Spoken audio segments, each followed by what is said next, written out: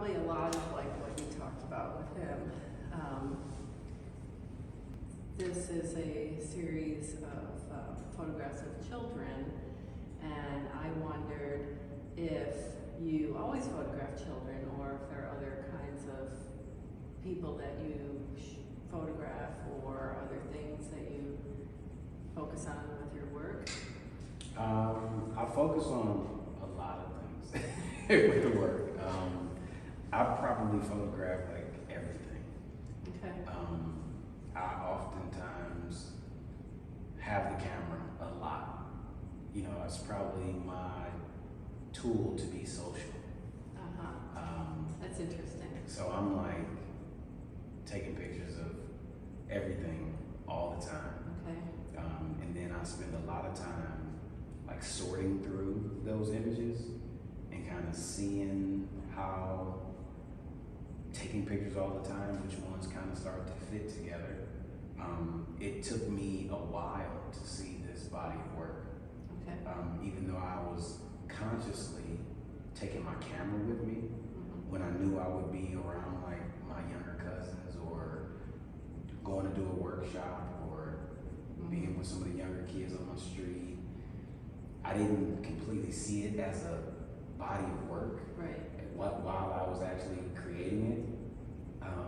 I think sometimes that's happens, you know, with artists. You just do things and then you start to see the it's like you see relationship them. between pieces. Yeah.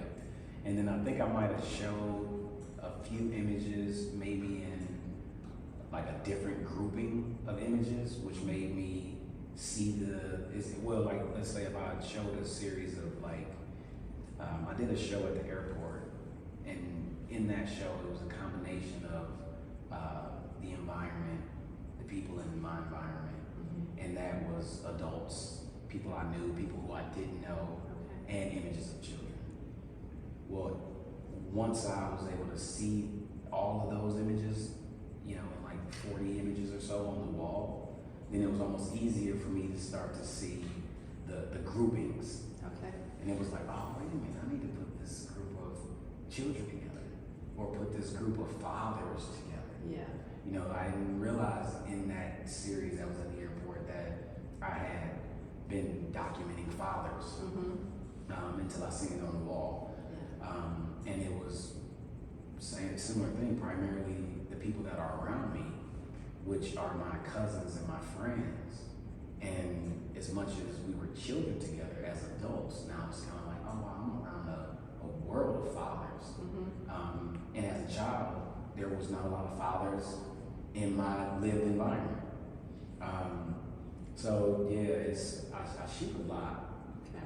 I photograph kids a lot. I mean, I think maybe because I enjoy teaching, I enjoy being at schools, and like I wish there was a photographer who would have been around me and my friends. Makes me photograph young people a lot. So you know some of these kids and others are kids you encounter at schools or just part of your neighborhood? Yep. Okay. Yep. And so that's true of all of your subjects, right? Some of them are people you know and some of them are people you just meet when you're out shooting. And so you mentioned that the camera, having the camera is sort of your way into social experiences, and so does that sort of that act like kind of an icebreaker for you, or does it just like a security blanket almost to have this camera where you can go out and be like, oh, I have a reason to be here because I'm shooting pictures, otherwise you might feel, you know, shy or uncomfortable? It's part of it is feeling like I have a reason to be there, but it's not the shy and uncomfortable, it's the wasting of time. I see. I often feel like if I'm not making and creating and working, I'm wasting time. And the way that I can go be social and not feel like I'm wasting time is to have the camera with me. I think death has a lot to do with me as a photographer, because ultimately my learn from photo history is that there doesn't seem to be a lot of photographs taken from the insider's perspective of Black people. And it makes me want to try to fill some of that stuff in. You know, like if I'm looking at the world of images and there are an unlimited amount of photographs that have been taken since the conception of the camera, I'm trying to figure out where my unique place could be with what I have access to. Yeah, absolutely. And it's me saying, oh, well, these photographers that I've studied were being sent into the place. And I feel like oftentimes that kind of carried an outsider perspective on the subject. And when I was learning what my photographs were communicating, I felt like what I was learning is that the insider's perspective was a different perspective. Absolutely, yes. And that made me want to shoot the people that I knew, like instantly. Like I didn't really have a desire to go photograph people that I don't know. Because I felt like that was a different perspective. It's like, oh, okay, let me take these pictures as if I was taking them, you know, getting the camera in the 8th or 9th grade, where it was my friends, you know, at school. You know, it was my cousins. You know, when I took the camera home one time, I remember when the Scholastics with a portrait of my 2 cousins who were babies. But it's literally me like out of college in a professional setting saying I want to take pictures like I did when I was a child. So you started taking photographs when you were young? I started taking photographs when I was 4 years old because my mom would go out, her and her sisters, and before she would leave, she needed me to take a picture with the Polaroid camera, and I had 2 instructions. Don't cut off my head, don't cut off my feet. And now when I look at her photo albums, it's almost like that experience did something to my eyes, my mind, and my memory, because it's almost like when I look at those photographs, it's like I took them yesterday. Like I can still see the images, and there was no disconnect, and no break, and no long time period of me experiencing the world in front of me with my eyes, and then being able to see and recall the experience from looking at a photograph. So that came way before Cleveland School of the Arts photography program. How old were you then? What grade? I got to Cleveland School of the Arts in the 4th grade. Okay. And I went for visual arts. And I was tortured through the auditions because I had to sing and I had to dance. And by the time I had to audition for art, like I was ready to leave. Right. I'm over this. Yeah, so, and then I went to the drawing department, and I had this big library bag of drawings. And I remember drawing the still life of the boot and the fake plant and some kind of metal object, fake parakeet. And I remember drawing, and I was looking at the pictures of the other kids, and I said, oh yeah, I'm kidding. I mean, I was like one of the only people who wasn't drawing like stick figures. Yeah. That's funny. So I got there drawing, and I drew a lot. And then once I started doing photography, I started to draw a lot less. And then I wanted a logo, and I thought about paying somebody to do it. And that was like in my early 20s. And I'm like, wait a minute, dude, I had to draw all the way through college. Right. So then I started drawing a lot again. That's probably the best compliment I've ever got on my photographs, is that you look like somebody who has a background in drawing. Yes. And I was like, oh wow, like I was so excited that it like carried over, because I've been so, I felt so guilty at like abandoning drawing, or at the very least not showing the drawings that I make. Well, I think some people kind of write off photographers because they think, oh, well, anybody can pick up a camera and take pictures, which we know is not true.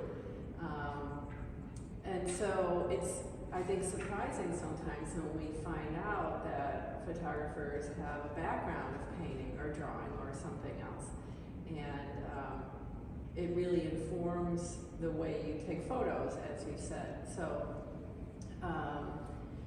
those first experiences of taking pictures of your mom, for most people, that would just be, you know, nothing terribly memorable. But for you, that had a huge impact on your path. Yep. Yeah. So, and then after the School of the Arts, what was your education beyond that? So after the Cleveland School of the Arts, I went to Ohio University. Okay. And I was in the photo illustration program in VisCom. So it was commercial photography. Mm-hmm. It was very, very, very technical. And that experience and that grading scale really did something to me because my grade was broken up into two parts. And it was technical and conceptual. And that was new to me. Yeah. And I was like an 18-year-old calling my photo teacher saying, why am I here? Because they're like teaching these kids f-stops and shutter speeds. I'm like, Yeah. you know, like my mind is I'm supposed to be learning something that I don't know. And she said, well, Donald, the thing is, you know, doctors never, you know, operate on anybody when they're in high school. So you got to figure out what it is that you're unfamiliar with and focus on that. And the thing that I was unfamiliar with was this conceptual grade. Right. So explain that a little bit, the difference between like what is technical and what is conceptual. Well, technical is, you know, technique, how you do something, you know. The exposure, you talked about the f-stop, contrast, f-stop, lighting, your prints, you know, can you your control over the tools, and the conceptual is the what. What are you communicating? What are you saying? And my grades when I first got to OU were split. You know, I was like in A's and C's, and A's and D's. So it was like, oh, got you. I can print better than anybody.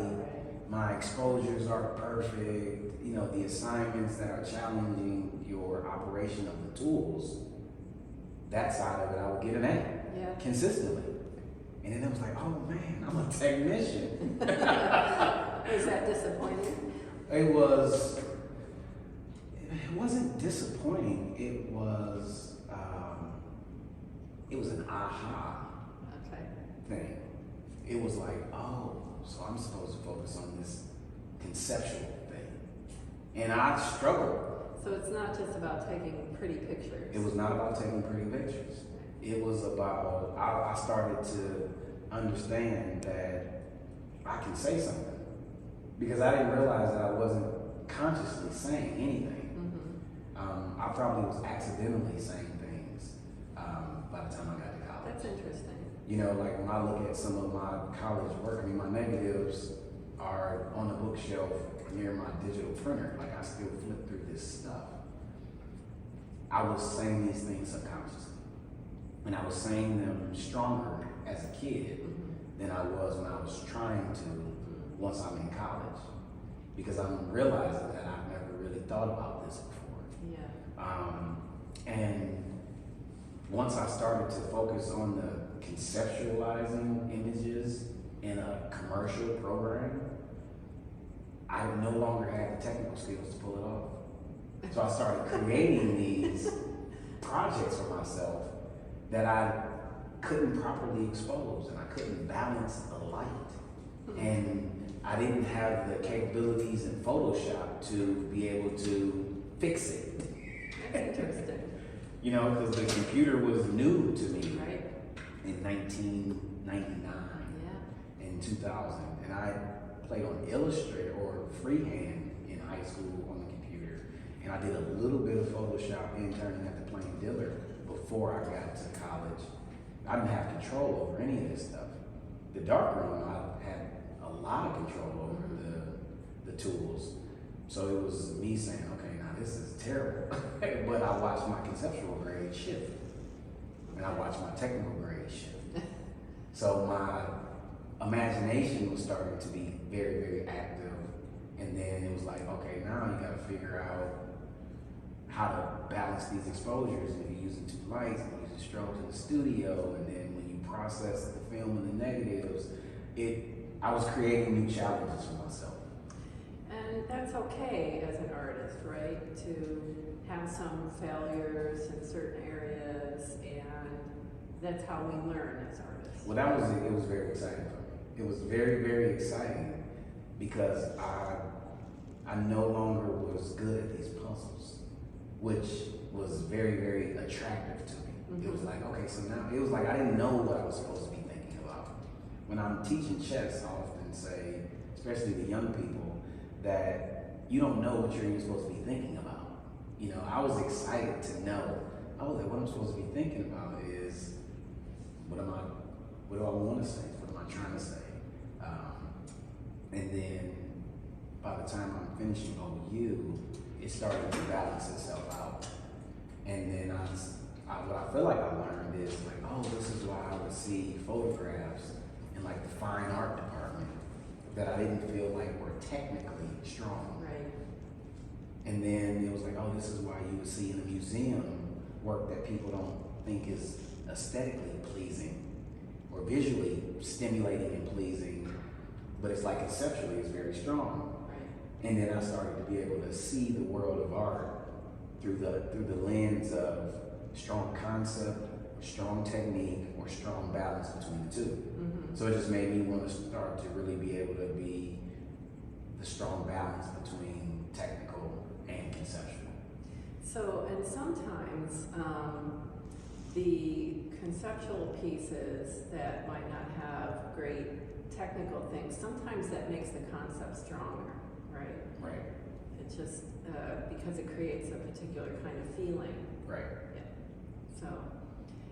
So are many of these photos look like they were what some people might call staged, where you say, okay, can you pose for me? Can you do this? Is that true? No, not at all. No, not at all? Okay. No, it's only actually a couple photographs that are staged, a couple of the portraits. Okay. The other ones is me kind of being quiet in the moment. You know, it's kind of like, I went through a period of time where when I was living in New York, I recognized that I never took my camera with me. You know, I was very much a studio photographer. Mm-hmm. And I started trying to take my camera with me just to get in the habit, because I started seeing things that I wanted to take pictures of and I didn't have a camera. And then when I had the camera, I would never see things. But once I created the habit of always having the camera, I started being able to, it was like once I had the habit of doing it, I was able to catch pictures. So it's the waiting, right? Yeah, Waiting for the right moment. Yeah. Okay. It's waiting for the right moment. It's a lot of studying of light. It's me saying, oh, if I go to this football game, Mm-hmm. the sun is about to set. Right. So I'm going to position myself on this side of the field. Right. So as I'm taking pictures, it's like I'm using outside as my studio. Mm-hmm. So if I know I love silhouettes and I love backlit portraits, Right. I'm going to be able to, I'm not going to have to stage them. I'm very much not a photographer who comes and says, hey, I want to be able to take your picture. Okay. You know, I did terrible in my photojournalism assignments because I felt some kind of way about myself kind of impeding on somebody else's space. Mm-hmm. And then that makes them a little more stiff too, like, oh, Yeah. do I look okay? Am I posed the right way? Yeah. So I was trying not to be the element of distraction to my subjects. And I didn't know that was okay when I was doing bad on my photojournalism assignments in college. Yeah. But for me to kind of be a fine artist and photographer, kind of doing what I want to do, I'm literally saying, oh yeah, it's gonna be the morning, that'll be cool, because then the light's gonna be coming from this direction. And it's like I can see my environments before I get there, and I kind of set up my studio based on my proximity to light. Can we walk around and look at a couple of those? Yep.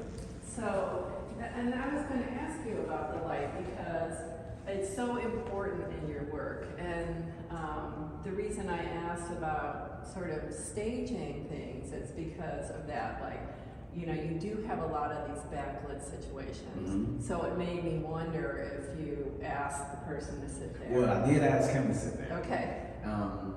Because so what happened is early on, like with my friends and peer level, I recognize that I'm like on the pursuit of being a fine art photographer at a time period where the camera has transitioned to digital and people want picture takers. Yeah. So when they say, can you shoot portraits of my kid? You know, they want everybody to smile and laugh and cheese. And I'm using those as opportunities to create what I'm seeing as a portfolio piece. Mm-hmm. So when they have me in one room when I'm taking pictures, I've kind of already seen where I want to shoot. Okay. And take a picture that I know that they're not going to want at that time. But you're going to want it. But I'm going to want it. Yeah. And they'll want the picture that I'm going to want in 20 years. Yeah. And this is one of those photographs. It was like, oh, can I? You know, I kind of seen the table. It was white. It was reflective. Yeah. And you know, they had the blinds already pulled down. So I'm like, soft light. yeah. So I'm like, oh, can I sit there? Can you sit right here real quick? And then I'll take 5 shots, and then I'll just take the pictures that I'm asked to take. So this is very much one of those stage photographs, but it's also one of the earliest photographs of me kind of stripping away fashion, Right. and you know, primarily only studio photography. And what about this one here? This one is not staged. It's like, what did I do? I printed out logos. Mm-hmm. So logos that I've designed, logos that my friends might have made and designed, Mm-hmm. and I printed it out. And then I just got my cousins and I said that I was gonna color with them. So it's literally me saying, so I'm staging the environment Yeah. and not staging the actual photograph.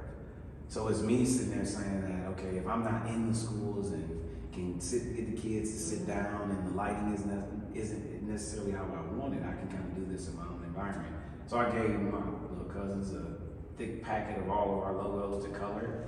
And when I go to my mom's house, I love this room because of the couch and the window that's behind it. Yeah. So then it's kind of like, okay, we're gonna sit Yeah. here and color at this table. And then I let them do whatever they're gonna do. Great. And then I'm photographing them in that regard. Okay. Yeah. Okay. And so this one back here, it seems very impromptu, sort of candid, like you saw this moment happening and you just were like seized that moment.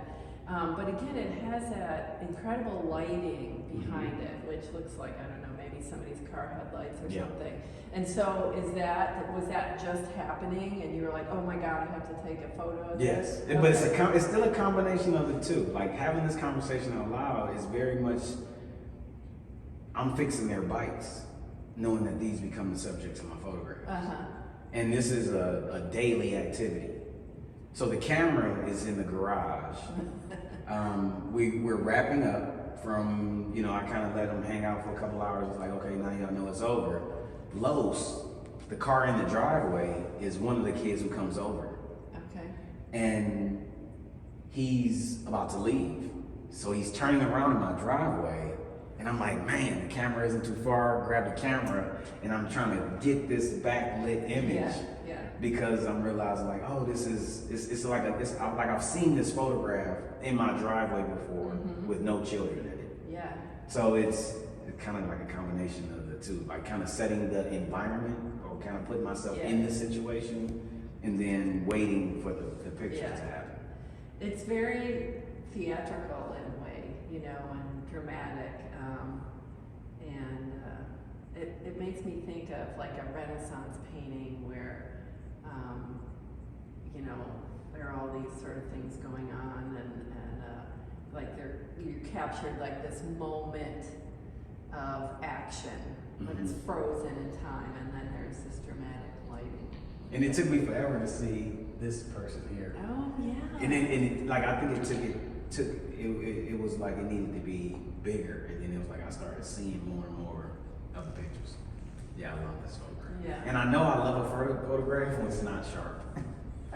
Oh, but there's that technical thing Mhm. where if you were being graded on your technical Right. aspect here, you might get a low grade, but it really adds to the conceptual, Nature of the the photograph. idea, the theme, what the emotion of the piece, Mhm. right?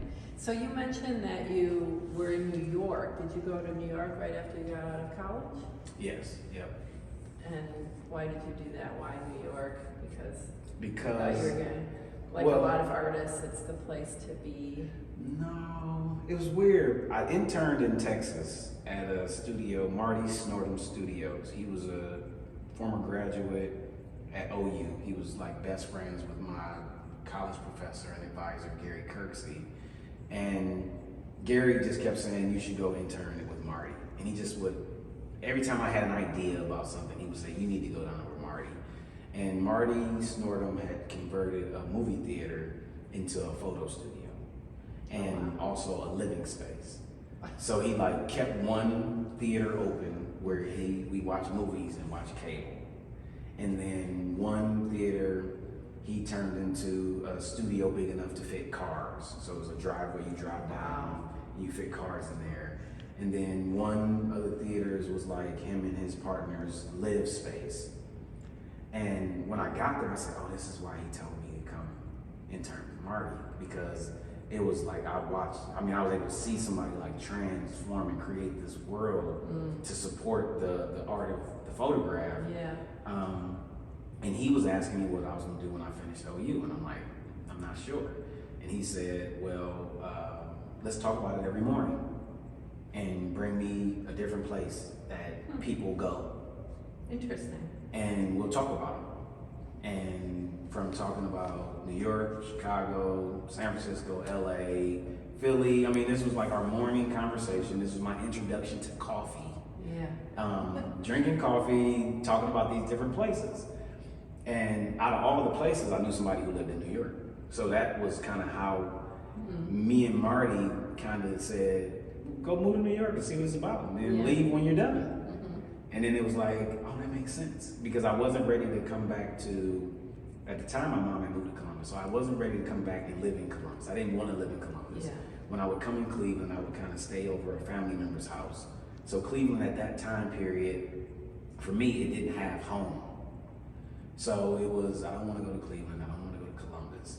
And then he says, well, if your former roommate is in Queens, could you go stay with him for as long as you want and kind of leave when you're done? And I said, yeah, my former roommate is the photograph of the guy with the porch banisters reflected in his eyes. So that's who that person is. And he was like, you definitely can come in and stay with me. So that's kind of how I ended up in New York. It was, it's been something that I've noticed is I didn't really completely register and process that this is what artists do, is move to New York to become famous. Famous, right. It didn't completely register to me prior to getting there. Because I've met so many people who were from out of town trying to become famous. And I'm just like, okay, well, I got a digital camera, a laptop, and a printer. I can hustle photography. That was my mind. That was my thought. I'm like in New York and I'm working in a dark room. Printing for photographers that I've learned about. Seems like there would be a lot of work in photography, many different aspects of it in New York. Yes. Yeah. And I was able to kind of work there part-time, and I was able to photograph models and photograph headshots and undercut the market of it all at 23. And I felt like I was making a lot of money. Yeah, that's great. And it was like, yeah, but the pictures don't really mean as much. And then I would travel back and forth to Cleveland, And that's when people would say, Donald, can you photograph my children? So when I'm like looking at the computer and looking at the portfolio, I realized that the portfolio in my mid-20s, my favorite images I had taken in Cleveland. And then I got all these other images that I'm taking that I was making money off of. And it was kind of like, man, am I supposed to move back to Cleveland? This is okay. I mean, it was like, moving to New York helped me get back to Cleveland. So that was another aha moment. Yeah. It was another aha interesting. moment. Interesting. So, let's see if I missed anything. Oh, so you shoot in black and white. I have never seen a color photo from you. So talk about that. So shooting in black and white started with my second iteration of photography. Or printing, I guess we should say, in black and white, because you can't shoot in black and white. Well, you can shoot in black and white. Oh, if you use film. If you use film, you can shoot. Film. Yeah, but now, well, you can shoot in black and white because I have a camera that has a beautiful black and white simulation mode that you can capture in. Interesting. I've probably waited, so what, I got my first digital SLR in 2001. So I probably waited about 17 years to see a black and white simulation mode that made me want to capture in black and white, which is Fujifilm, and then one of the film simulations that they have has a beautiful black and white capture. So out of my years of shooting color images and converting them to black and white, in the last couple of years I've been able to shoot in black and white, which is it's a whole different experience. Yeah. It's a completely different experience. It's very reminiscent of photographing, shooting film in black and white. Yeah. So why black and white? So black and white, because one of my favorite things about shooting film and why photography took a hold on me the way it did is because it was okay for it to be in black and white. I hated painting. I hated when I was instructed to paint my drawings when I was a kid. Oh. I always thought it messed it up. Yeah. I love the sketch. I love the charcoal. And when I had to paint it, I just always felt like it messed it up. So in black and white, and coming into the darkroom, it was like that was the finished thing. And I think that just kind of turned into a aesthetic and an obsession that carried over to even when I was taking pictures in color with the digital camera. I was obsessed with learning how to convert my image to black and white. I was obsessed with getting a neutral black and white print. You know, at the time I'm getting early digital printers. I feel like it's a pat on the back when people say, how did you print this? Is this a darkroom? Because I was in that transition period of, you know, silver prints are superior, digital prints will never be as good, and you can tell the difference. Yes, you can. And for me to go and show the portfolio at some portfolio reviews and people hold the prints and they're looking at them and Yeah. they put, you know, got the loop and they're like, are these darkroom prints? Yeah. Are these, you know, so for me it's like an accomplishment that I can that it no longer matters. You know, so not that it's better than anything else, but the person who's looking at it, this is no longer a factor, whether it's digital or film. Right. Like trying to be able to, I guess, for me to be able to supersede people's perceptions that tend to negate the value of the experience of photography. Right, because some people would value a darkroom, a film print more than a digital print. Yeah. And then I'll never stop printing in the darkroom. So, you know, I'll spend a lot of time making digital negatives and contact printing my images. And for me to work in the darkroom in New York, what it did is it built the desire for me to see these digital images that I had created pop up in the darkroom. And I also feel like for me to continuously do that, it's helped kind of train my eye to be able to know what the digital print and the digital image is at least trying to accomplish. So it helps me try to be able to accomplish that, you know, tonal separation and, you know, rich blacks. And, I mean, it's just So you get lots of grays, Yeah. lots of different grays, Yeah. the rich blacks, as Yeah. you said, and the bright whites, all of that. a lot kind of thing. shadow detail. Yeah, yeah. Yeah. Yeah, so there is a lot of detail in the shadow. And there is sort of a dramatic sense about using black and white photography, right? Yeah. Over color. And also, some photographers feel like color takes away from an image because then you're focusing too much on the color and how beautiful it is and not examining what's going on in the photo. Yeah, it's like you lose the principles and elements of design, so to speak. Okay. You kind of don't really seem to take it into consideration, Yeah. composition in the same way or lighting in the same way, pattern, texture. I feel Yeah. like it's more, what's the word, poignant Mm-hmm. when it's in Yeah. when you're looking at a black and white photograph. Okay. Oh, so I was going to ask about your creative process, but we already sort of talked about that when we talked about, how you shoot, and whether it's staged or not, and things like that.